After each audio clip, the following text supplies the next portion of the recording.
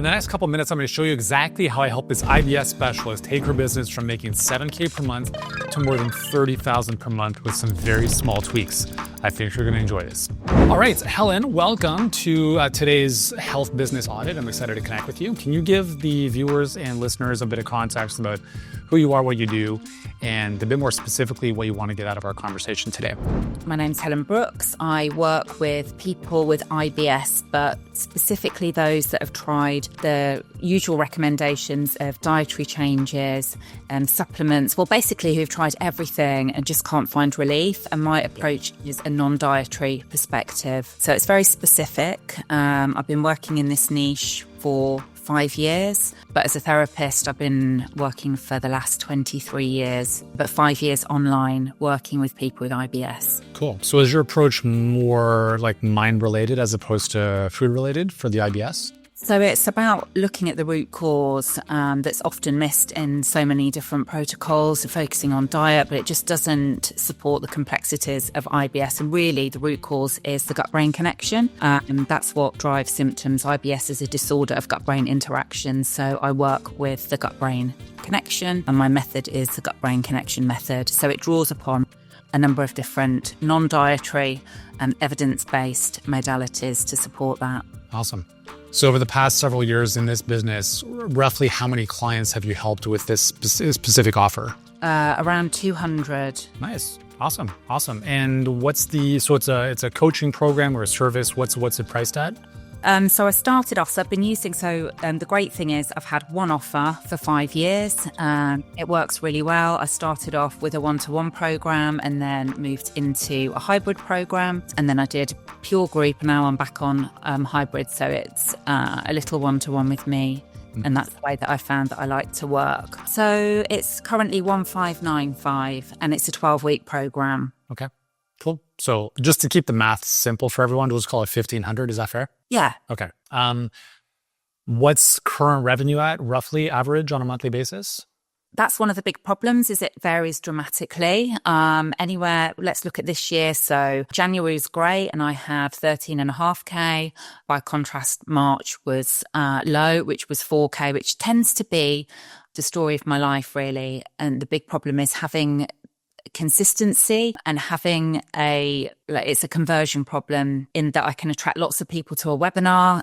January's webinar went really well. From my perspective, I got 6 signups from Facebook ads, but then March, I got the same amount of signups, more or less same amount of people turning up live, and got 0 from the Facebook ads. So it means then that how can I scale anything? How can I put more in ads? Because it just feels like gambling. One month I can get a good return, another month I can get a terrible return, and then be reliant on credit cards and tearing hair out. So that's the problem. Okay. So let's say, average over the past, would you say 10K a month-ish if we had to average everything out? I would say probably average about 7. Okay. And we'll get into how you're generating clients in a second, but what's the goal? Where do you want to take this? If we're, having this conversation a year from now, what do you want the revenue to be at? How do you want the business to be different than it is now?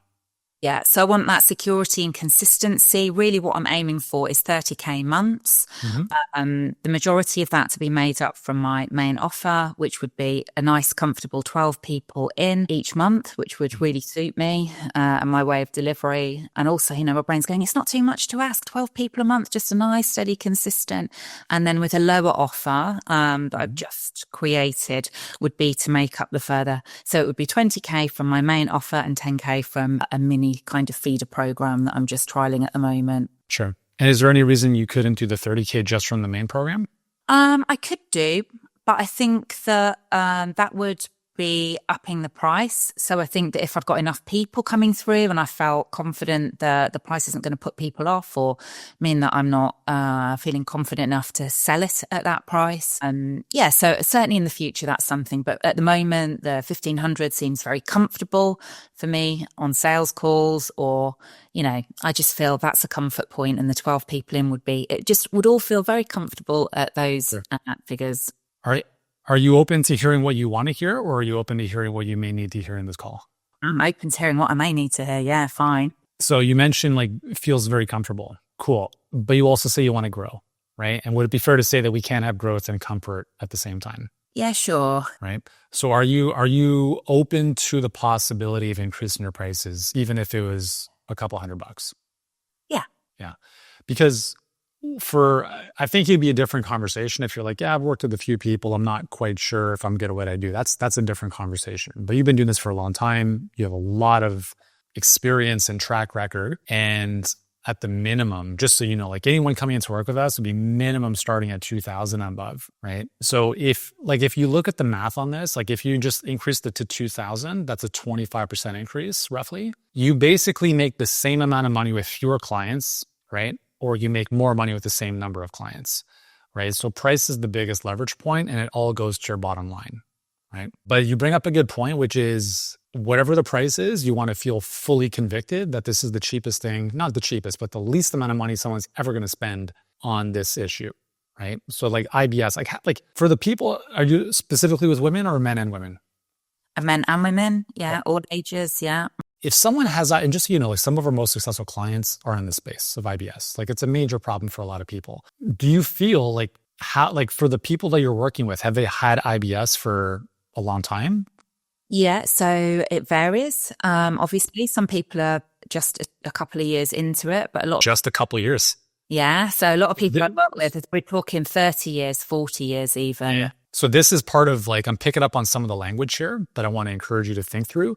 Just a couple of years with IBS, that's a long time, right? Just because it's normal doesn't mean it's natural. And this also lends itself into how you coach prospects into potentially working with you is what I see a lot of times, because I'm obviously reviewing our client sales calls quite a bit. I see people that they're potentially helping, they normalize what they have, right? They think that having IBS for several years is normal. They think that having 3-4 migraines a week is just the way it is. And it's not.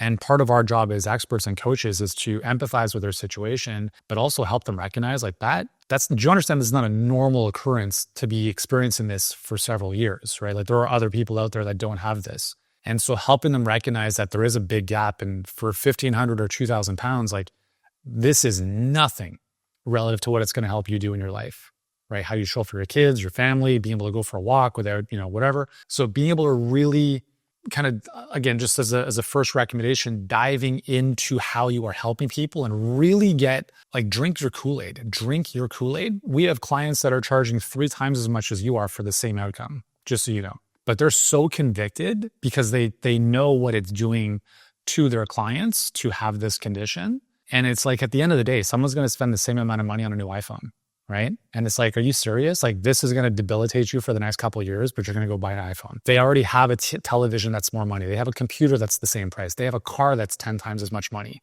And this might be part of the work. And this is part of the work we all have to do, is recognizing that what you're helping people do and helping them achieve is, you can't even put a price on it. Yeah. But wouldn't you agree it's a little bit more than 1,500? Yeah, sure. Right? Does that make sense as kind of like a starting point just from a headspace perspective? Yeah, for sure. Yeah. So is that something you feel like you can commit to, like as we get off this conversation after this call? Yeah, and I have charged higher when it was one-to-one. And I know that a group absolutely does not mean that it's any less impactful or effective. In fact, running both one-to-one and group, I know that the group is much more immersive and yeah, there's many benefits. So yeah, absolutely. I can look at pricing. Good. So that would be the first thing. Second thing is walk me through how you're currently getting clients. So you mentioned some Facebook ads. Is that the predominant way you're getting clients? Like walk me through what the funnel looks like. Oh, well, over the years it's changed, but I guess it started off and a large part of that has been a webinar. And that's a live or evergreen? So live, well, both of those, but I've never managed to get an effective non-live, an evergreen webinar sequence performing. So live webinars were always better. Whenever I've tried to put that into an evergreen funnel, it just hasn't converted. Sure.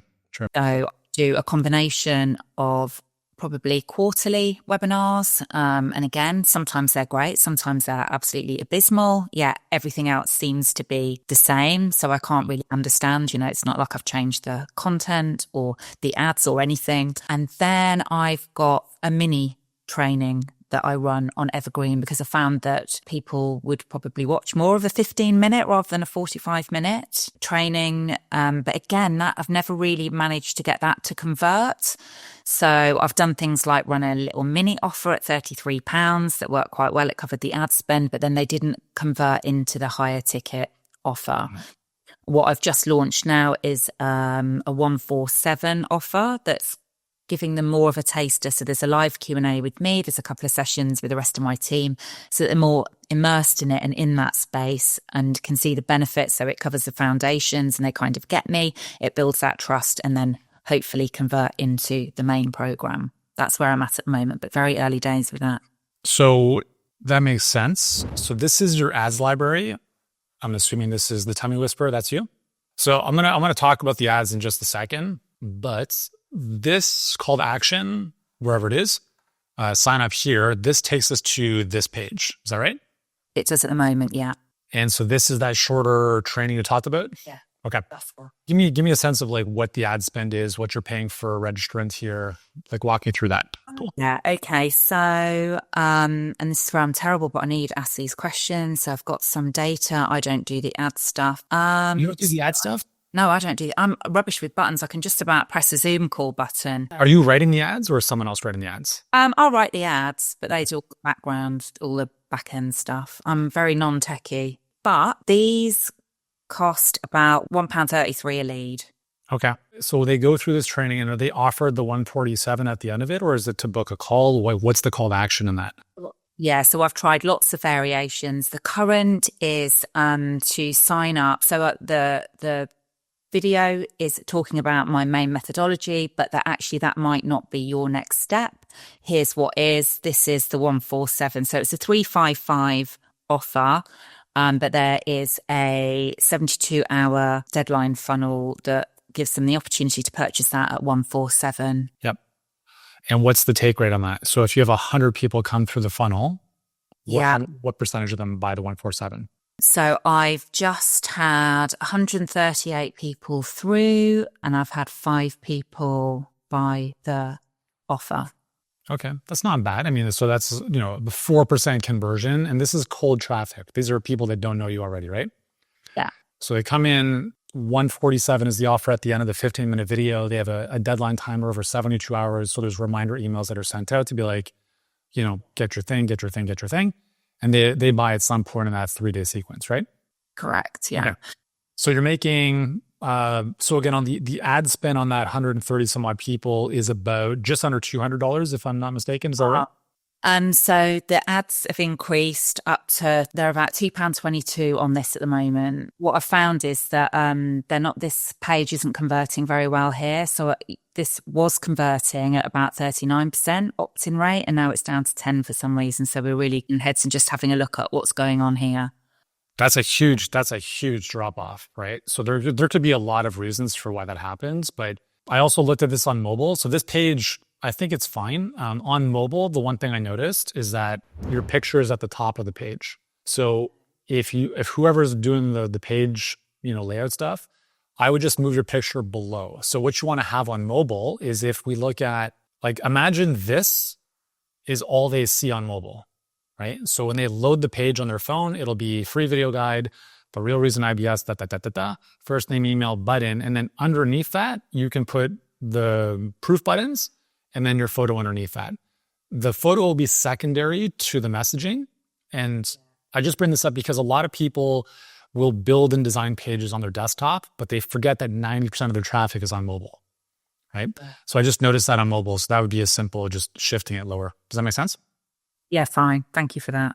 The copy is good, right? It's like, so this is good copy. It's clear. I think the bullets are solid. There's a lot of curiosity and like, I want to figure this out. Like, oh, like what are these mistakes? Or what are why don't meds work? And like, if I'm on meds, what do I do instead? So I think the bullets are really good. I think the fact that you talk about simply eliminating foods is not enough, nor is relying on medication, because that's obviously something that most people with IBS have done.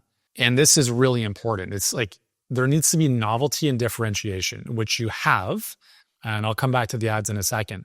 So off the top, you're still getting amazing cost per lead, right? $2.20, even anything under $4 is like home run. Are all these people in the UK? The majority of them are. Are you targeting like US, Canada as well, or is it only UK? That's a good question. It might be UK at the moment. I can't say I've had many Okay. US. Yeah, because if you're targeting UK, you will pay less. 100%. We see this almost every single time. It's just a smaller advertising pool than if you go into the US, Canada. So if you went into US, Canada, the cost per lead might go up a little bit. You can also split test different campaigns, different audiences. So I just want to get clarity on that. So you're paying whatever, let's call it $250 for that bundle of leads, and 4 people paid you $147, right? So my question is, that is a 2-to-1 ROI, well, more than 2-to-1, 3-to-1. What's preventing you from scaling that? That's a good question. I guess it's still in its learning phase. This is really brand new. So I guess maybe I'm waiting to ensure that it's not some freak thing that's happened, just to let the testing phase settle, see whether we can increase the conversion on this, and then, look at scaling.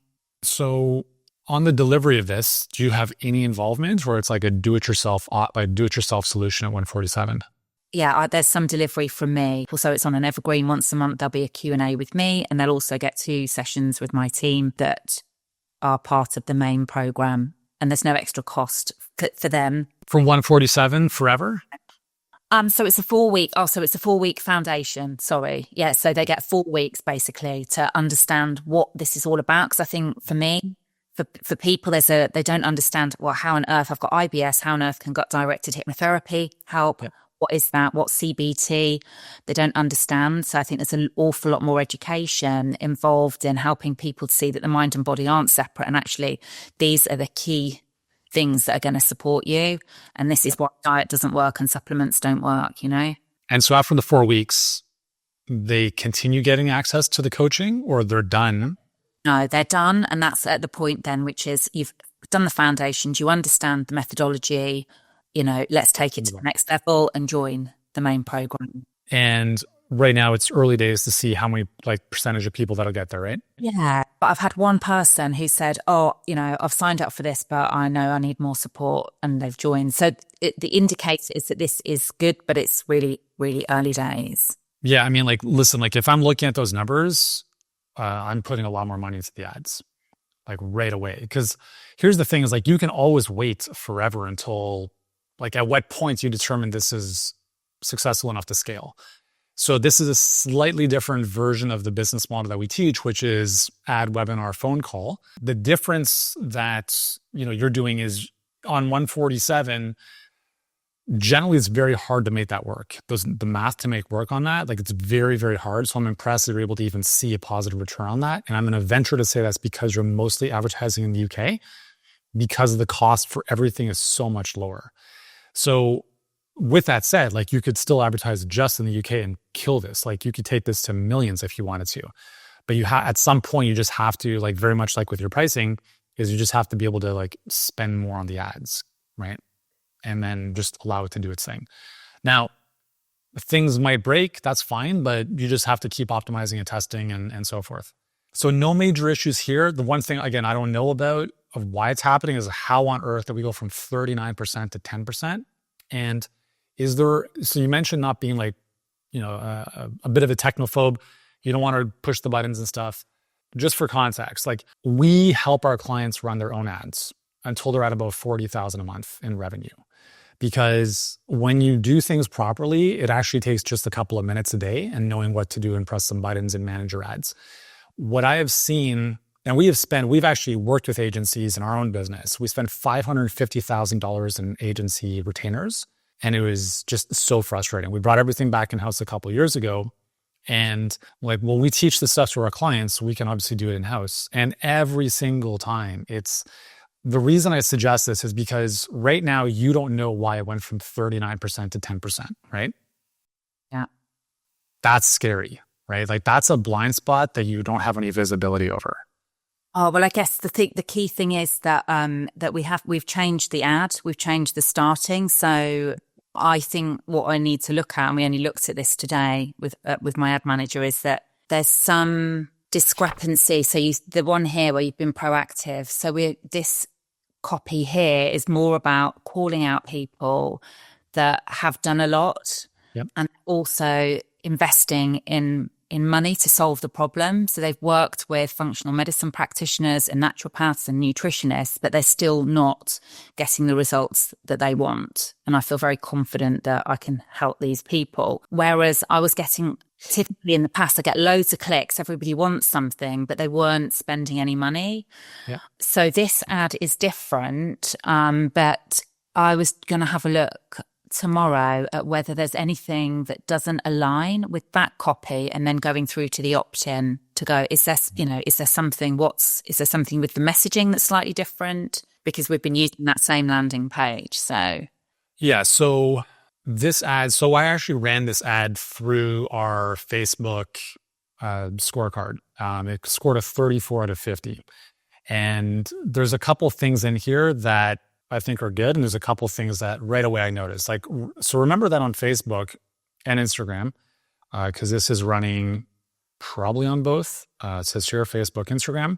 The people only see the first two sentences, right? So if I'm scrolling through my feed, I have no idea that this is for me, right? Now, there might be a little bit of a thing here with a gastroenterologist, cool. But the first thing that we want to really be clear about is who this is for and who it's not for. So like this one over here, this is going to be way more direct about like, oh, I've got IBS. Like, let me pay attention to this.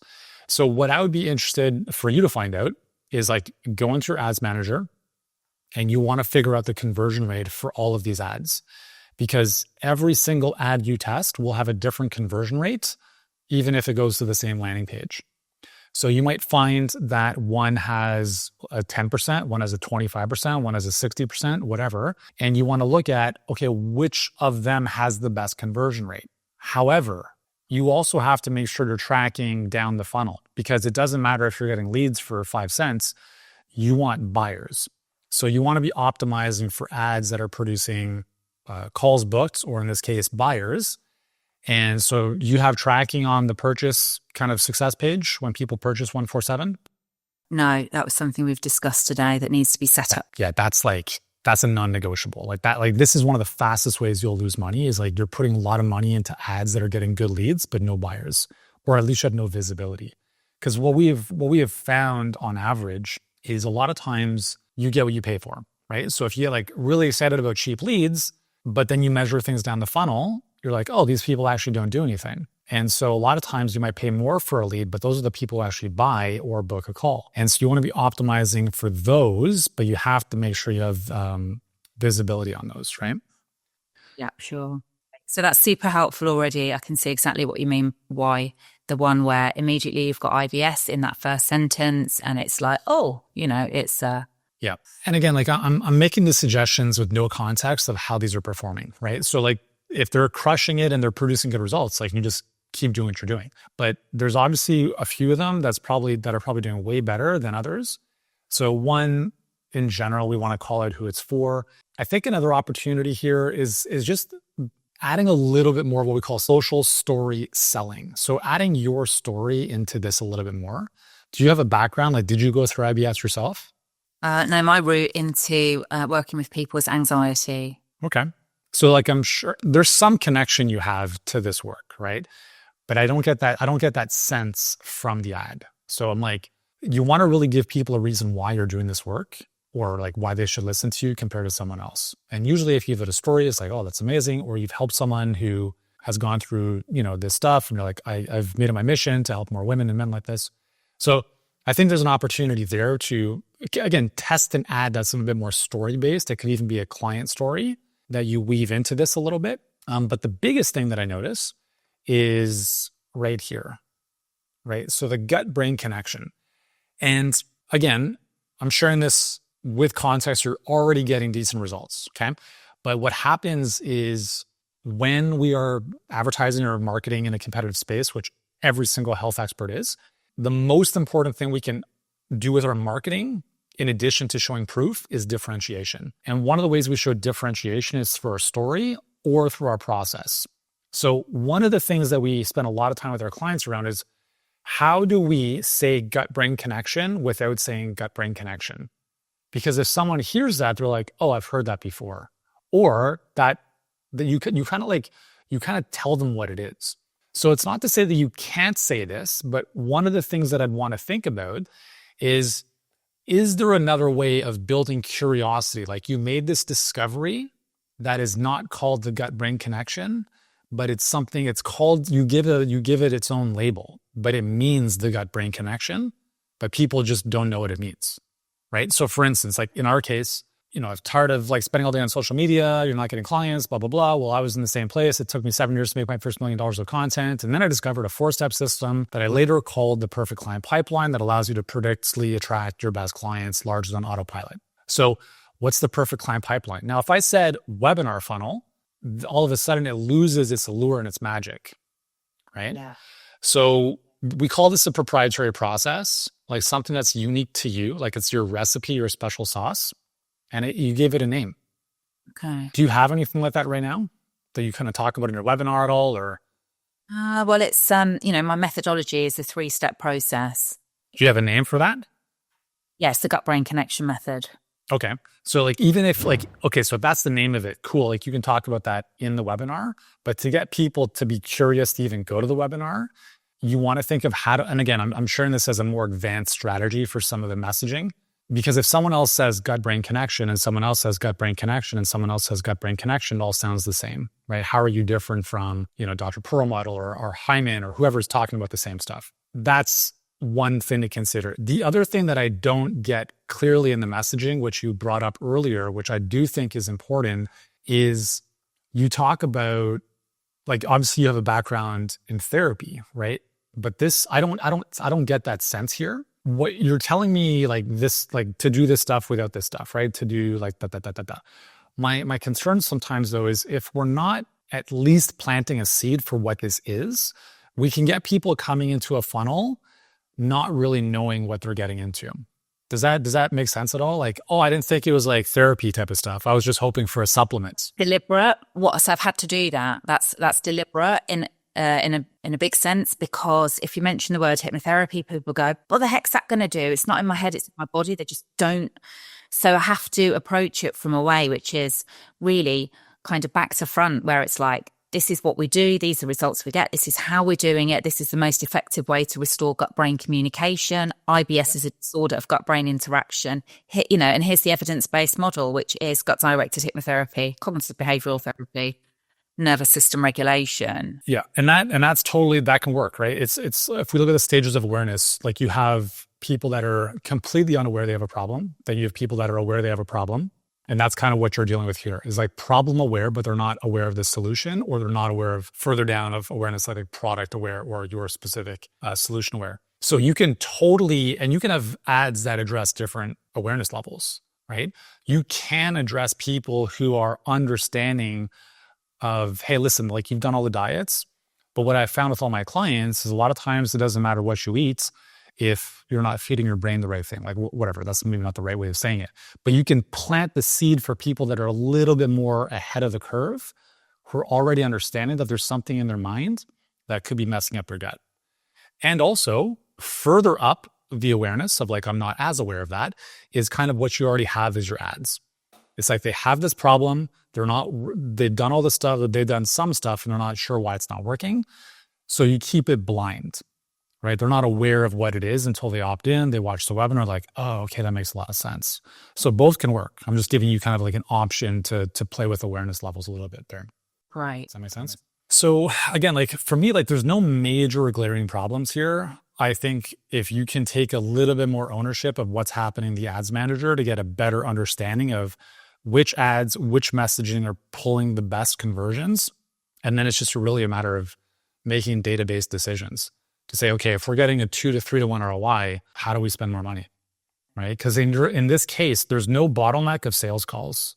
Now, my other question to you, is there anything that is like ultimately, if you want to really, really help people, like there's 2 ways of doing this. Like you scale what you're doing 147, you get a ton of people in, and 10 to 20% of them will most likely upgrade. Okay, so you just need a lot of volume to make that work, and it can work. Option 2 is add webinar or 15-minute video into book a call. And then on the call, you actually get them into the high ticket offer. So with that, your ROAS will be potentially significantly higher, but you also have to build your selling skills and be willing to have those conversations, right? So that's something you've done, but this is kind of feeling better for you. Is that kind of what I'm getting? Yeah, I think with this, it's going to be able to see more of the consistency. I mean, I'm still happy to do the webinar and invite them to a call for the main offer. I think that makes sense. And then if that's not right or whatever, they can start with the foundation. And some people on the call aren't able to invest in the high ticket offer. There's still a solution there that's going to give them a real benefit, but is, much more affordable. Yeah. And then like, I'll just finish with like, philosophically, I think it's really important to focus on one offer and pour all of your energy just into that. Because as soon as you have a lower end offer, you have to spend energy and time optimizing it, changing things, even delivering a little bit on the back end there. And what I see a lot of times is, you've had 10 calls and everyone said they couldn't afford it. So I'm going to offer something lower price. I'm like, okay, I'm sure there's some truth to that. But also, if you're really honest with yourself, how many of those slipped through your fingers because your selling or communication skills weren't as sharp as they could be? Because ultimately, do you believe your clients will get better results if they're working with you at the higher level or doing the 147? Yeah, absolutely. High level. They get me. They get my support. And so that's where I come from, is like, if we are in the business of fundamentally transforming someone's life, it's actually a disservice to them to sell them the 147. Yeah. Right? Like, it might feel easier because this might be a bit trickier, maybe not, but you'll make way more money with fewer people up here and they'll actually get way better results, which is better for your business. And then you can pour all of your attention and energy. And the good thing is, I don't think you have to change much in your messaging, right? It's just a matter of like a different call to action on the back end of the video. And then, having those conversations. Because with your numbers, you will get calls booked for, again, like I would say in the neighborhood of like 50 to 70 quid. And then like your margins are astronomical at that point. Does that help? Yeah, it does. Yeah, absolutely. So out of our conversation here, like, what's the one thing you'll be taking action on as we get off here? Well, I think there's a few things. I think really looking at the ads, and I've never thought about, creating a new word for what I do that isn't gut-brain connection. Yeah, so that's been really helpful. And of course, price as well. Yeah, and not being scared when I see that data coming in to just up the revenue on the ads. Yeah. So lots to take away. Got lots of notes here. Yeah, and I'll rewatch this as well. I'll have a re-listen and pick up some more stuff, I'm sure. Perfect. Well, thank you, Helen, for opening up the kimono. Hope you guys watching and listening to this got some value out of it. And we'll see you in the next one. Today, I'm going to share with you the 10 traits, the 10 actions and behaviors that the most successful of our clients have in common. These are going to be applicable specifically to a coaching business online, but I promise you this, success leaves clues. You can take these same concepts and apply them to a brick and mortar if that's where your focus is.